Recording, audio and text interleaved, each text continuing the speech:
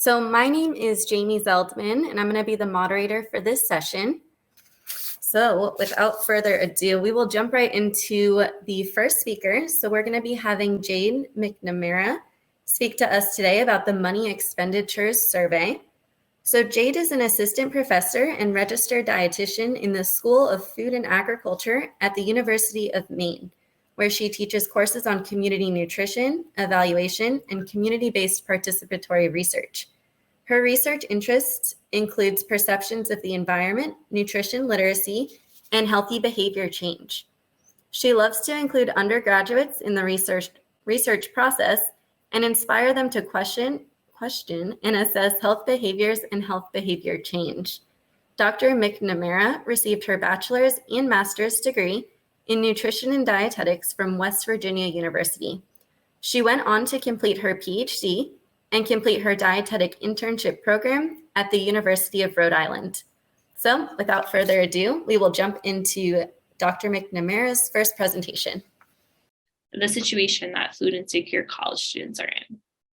It's estimated that up to 51.8% of American college students experiencing food insecurity, which compared to 12% of the total US population who experiences food insecurity is quite large.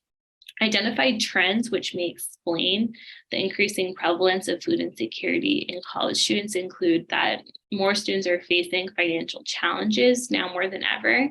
39% of students are coming from families with incomes below the 130% of the poverty line, showcasing that they are not having that financial support from their parents, and about half of students are completely financially independent from their parents, which is thought to be one of the reasons or the contributing factors for more students experiencing food insecurity.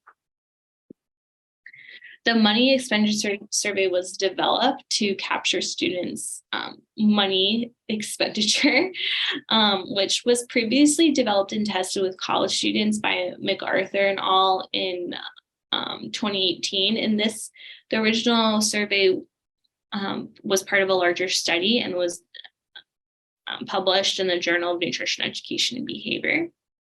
And we took that money expenditure survey that they previously developed and just further looked at it and its psychometric properties with our own sample of college students. And this MES fills an important gap in tools used to assess behavior specifically related to college student food insecurity. And while it was important to look at how students are spending their money, the survey did not previously undergo psychometric validation. And so really the purpose of this research was to psychometrically validate the MES in a geographically diverse sample of food insecure college students. And this is really to gauge that the survey really gauges, if college students are experiencing food insecurity, where are they spending the money that they do have? Again, the objective was to psychometrically validate the money expenditure scale in a young adult sample. So the methods, we used a cross-sectional convenient sample of college students to assess the reliability and factor validity of the MES. Students were recruited by entering a raffle after completing the survey, and only students who answered yes to the following question were used in validating the MES. So students had to say that answer yes to, since you have been in college, have you ever run out of money and were unable to buy food? If they answered yes to this question, then they were prompted to answer the MES. Students also completed a 2-item food insecurity screener, and then demographic data included gender, age, ethnicity, and if participants lived on or off campus. The MES, Money Expenditure Survey, asked students, if you've run out of money to buy food, where have you spent that money on?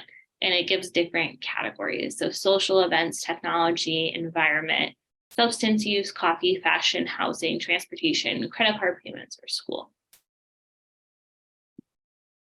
For the statistical analysis, we did a exploratory factor analysis, and then we used item response theory analysis.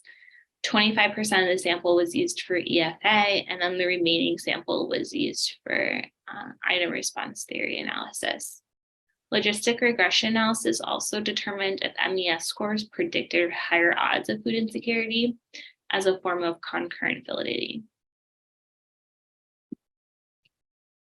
Results of the EFA showed us really that there was two factors that the items were either loading on. We either have factor 1 here, which I have highlighted in blue, to show that social events, technology, entertainment, substance use, coffee, and fashion all loaded on this one factor. And you can see that all the loadings were above 0.4.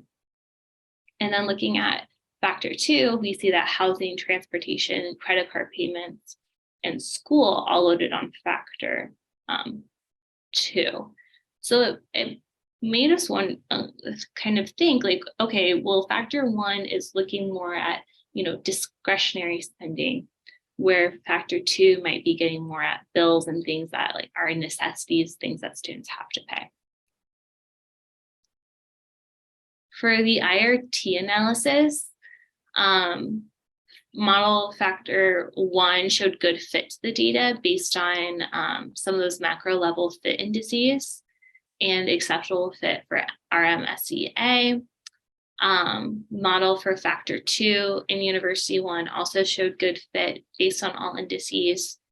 And then we ran the same for University 2. So model 1 for factor 1 showed good fit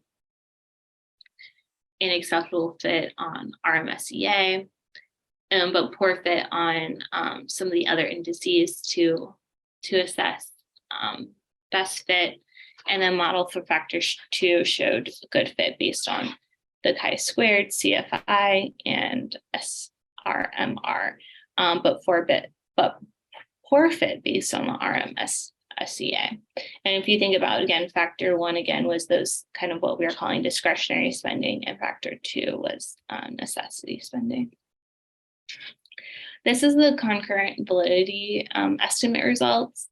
And again, this was seeing if our different variables were predicting the food insecurity screener items. So the food insecurity screeners in the past 12 months, my food ran out and I didn't have money to buy more. Or in the past 12 months, my food didn't last and I didn't have money to buy more. And there is evidence for concurrent validity using the food insecurity screener, but it was mixed. And the summed items for the two MES factors were not always significant predictors of food insecurity, which we can see over based on the different asterisks. This table, does show the concurrent validity results where odds ratios above 1 suggest higher odds of food insecurity and thus stronger concurrent validity evidence.